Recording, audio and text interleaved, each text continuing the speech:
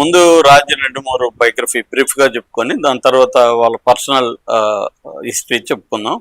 So Raj నెడుమూరు అసలు పేరు రాజేష్, అతని పేరు ఫుల్ పేరు రాజేష్ నెడుమూరు. వాళ్ళ నాన్న రామకృష్ణ నెడుమూరు, అమ్మ రమాదేవి.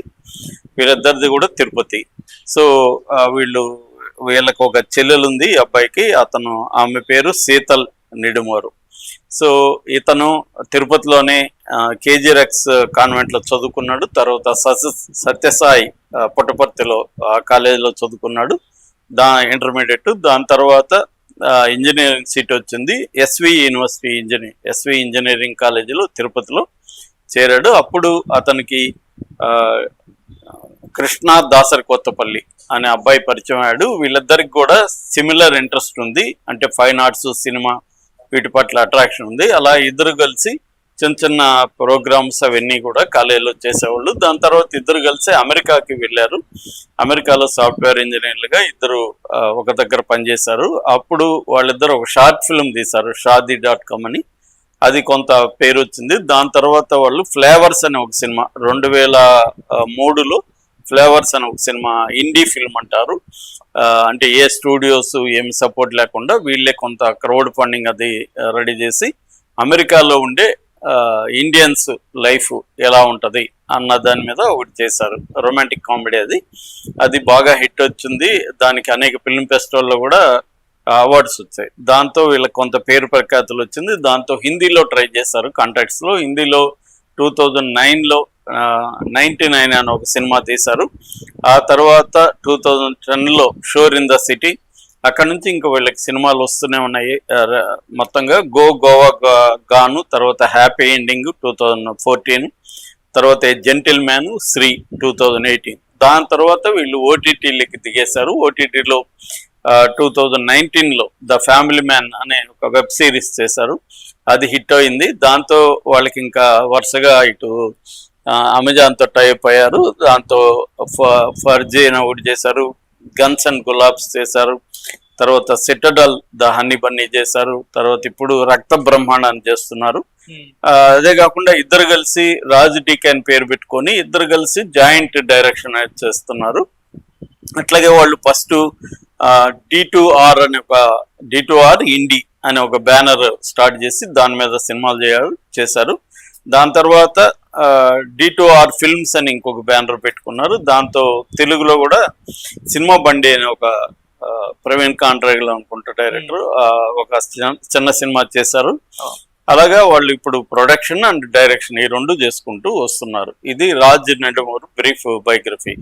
ఇక పర్సనల్ విషయానికి వస్తే ఆయన హిందీలో చేస్తున్నప్పుడు ముఖ్యంగా హ్యాపీ ఎండింగ్ అనే సినిమా 2014లో చేసినప్పుడు ఆయన దగ్గర స్క్రిప్ట్ కన్సల్టెంట్ అండ్ అసోసియేట్ డైరెక్టర్గా ఈ శ్యామ్లీ డి అనే అమ్మాయి చేరింది. యాక్చువల్గా శ్యామ్లీ డి వాళ్ళది బెంగాలీ, బట్ వాళ్ళు ముంబైలో సెటిల్ అయ్యారు. ముంబైలో కొన్ని సైకాలజీ గ్రాడ్యుయేషన్ చేసింది. తర్వాత తనకి సినిమా ఇంట్రెస్ట్ ఉండడంతో, సినిమా రంగంలో పరిచయాలు ఉండడంతో సినిమాల్లో అసోసియేట్ డైరెక్టర్గా చేరింది. ముఖ్యంగా రంగ్ దే బసంతి, ఓంకార ఇలాంటి సినిమాలకి ఆమె చేస్తుంది. ఆ క్రమంలో రాజ్ డీకే చేసిన ఈ హ్యాపీ ఎండింగ్ సినిమాకి ఆమె స్క్రిప్ట్ కన్సల్టెంట్ అండ్ అసోసియేట్ డైరెక్టర్గా జాయిన్ అయింది. అలా వీళ్ళిద్దరి మధ్య పరిచయం ఏర్పడి 2015లో వీళ్ళిద్దరు పెళ్లి చేసుకున్నారు. పెళ్లి చేసుకొని వీళ్ళకి బిడ్డ అనే ఒక ప్రచారం అయితే ఉంది. కానీ నేను రీసెర్చ్ చేసిన దాంట్లో ఎక్కడ కూడా కూతురు అంటూ ఏమి లేదు వీళ్ళిద్దరికి. ఇతను ఒక పాపతో ఉన్న ఫోటోల్ని వైరల్ చేస్తుంది మీడియా. ఆ పాప నిజానికి కృష్ణ వాళ్ళ కూతురు, డీకే అంటాము కదా, డీకే వాళ్ళ కూతురు అనమాట. ఇతనికి కానీ ఫ్యామిలీకి కానీ కూతురు అయితే ఎవరు లేరు. సో పెళ్ళి అయితే ఉన్నింది. మళ్ళీ ఆ తర్వాత వాళ్ళిద్దరి మధ్య గొడవలు మొదలైనవి. 2020 ఆ ప్రాంతంలో గొడవల్లో ఉండి 21 ఆ ప్రాంతంలో సపరేట్ అయిపోయారు. 22లో లీగల్గా వాళ్ళకి విడాకులు వచ్చేసాయి. ఇదే నేపథ్యంలో 2021లో ఫ్యామిలీ మ్యాన్ 2 రాజీ అనే ఒక ఎల్టీటీ క్యారెక్టర్ సమంత చేసింది. అప్పుడు వీళ్ళిద్దరు కలిసి పనిచేయడం మొదలు పెట్టినప్పుడు వీళ్ళిద్దరి మధ్య ఒక లవ్ అనేది స్టార్ట్ అయింది. అక్కడ నుంచి వాళ్ళిద్దరు లవ్లో ఉంటూ ఈ లోపల అతను విడాకులు అయితే 2022కి ఇచ్చేశాడు. దాని తర్వాత కూడా సిటడల్ హనీ బన్నీ అనే రీమేక్ వెబ్ సిరీస్, దాంట్లో కూడా సమంత చేసింది. అలాగా వాళ్ళిద్దరు డేటింగ్ చాలా కాలం చేసుకున్న తర్వాత పెళ్లి చేసుకుందాం అంటే డిసైడ్ అయ్యి నిన్న వాళ్ళు ఈమెకు ముందు నుంచి కూడా సద్గురు ఆశ్రమం అంటే ఇష్టము, సద్గురుతో అక్కడ వెళ్ళి మెడిటేషన్ చేయడం, ధ్యానం చేయడం, అక్కడ ఉండడం చాలా ఇష్టం. చాలా మంది కూడా అలా వెళ్తుంటారు అక్కడికి. అలాగే ఈమె కూడా వెళ్తుంటది. అలాగే పెళ్లి కూడా అక్కడే చేసుకుందాం సద్గురు ఆశీర్వాదంతో అక్కడే ఆమె పెళ్లి చేసుకుంది. సో ఈ నేపథ్యంలో ఈ ఎవరైతే ఈ ఫ్యామిలీ డే ఉందో ఆమెకి అసంతృప్తి ఉన్నట్టుగా అర్థమవుతుంది. గతంలో కూడా పుకార్లు వచ్చి కేసు పెట్టబోతుందని, ఇప్పుడు కూడా కోర్టులో కేసు వేయబోతుంది వీళ్ళిద్దరి మీద అని ఒక వార్త అయితే వైరల్ అవుతుంది. నాకు తెలిసి లీగల్గా విడాకులు వచ్చేసి ఉంటే మాత్రం, ఎందుకంటే ఎవరు కూడా అఫీషియల్గా స్టేట్మెంట్ ఇవ్వలేదు ఇప్పటివరకు. రాజేంద్రమోహన్ బయటకు వచ్చి నేను ఫ్యామిలీ డే విడిపోయినాము లీగల్గాని ఆయన చెప్పలేదు, ఫ్యామిలీ డే విడిపోయినామని కానీ ఇంకా మేము లీగల్గా విడిపోలేదని కానీ ఆమె చెప్పలేదు. కానీ మనకున్న సోర్సెస్ ద్వారా తెలిసిందేమంటే క్లియర్గా విడిపోయారు వాళ్ళు, 2022లోనే విడిపోయారు. అందుకనే ఆమె ఇప్పటివరకు ఎక్కడా కూడా ట్వీట్లు, ఆమె ఇన్స్టాలో పోస్టులు పెడతానే ఉంటది. ఇండైరెక్ట్ గా రకరకాల ఆమె పెయిన్ ని, ఆ బాధల్ని, అట్లాగే తన మీద కొన్ని విసురులని, వీళ్ళిద్దరి మీద విసురులని ఇండైరెక్ట్ గా ఆమె పెడుతూ ఉంటది. కానీ డైరెక్ట్ గా ఆమె ఇప్పటి వరకు ఎప్పుడు కూడా నాకు విడాకులు ఇవ్వకుండా నా భర్త ఇంకొక ఆమెతో తిరుగుతున్నాడని ఎక్కడ ఒక పోస్ట్ కూడా పెట్టలేదు, ఒక స్టేట్మెంట్ కూడా ఇవ్వలేదు. పోనీ ఆమె కాకపోయినా ఆమెకి సన్నిహితులు కూడా ఎవరు కూడా కంప్లైంట్ చేయలేదు. అంటే క్లియర్గా వాళ్ళు విడిపోయారు. కాకపోతే ఆమెకు తనని వదిలేయడం లేకపోతే విడాకులు ఇవ్వడం పట్ల ఆమెకి ఇబ్బంది ఉండొచ్చు. ఆమె ఇంకా కలవలేమని కుదరదని ఇచ్చేసి ఉండొచ్చు. అట్ ద సేమ్ టైం అతన్ని వదలలేకపోవచ్చు. చాలా మందికి ఈ ప్రాబ్లం ఉంటుంది. భార్యాభర్తలుగా ఉండి విడిపోదామని అనుకుంటారు, కానీ కంప్లీట్గా విడిపోవాలని ఒకరికి ఉండకపోవచ్చు.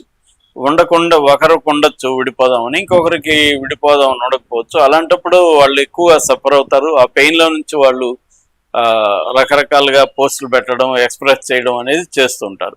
కానీ ఆమెని చూస్తే ఆమె ఎప్పుడు కూడా లో ప్రొఫైల్ మెయింటైన్ చేసేది, ఏదో తన ఫోటోలు తన ఇది పెట్టుకునేది తప్ప అంతకంటే ఆమె ఎప్పుడు కూడా డైరెక్ట్గా అయితే నిందించలేదు. కానీ కాకపోతే ఆమె పెయిన్ ఉండే అవకాశం ఉంది.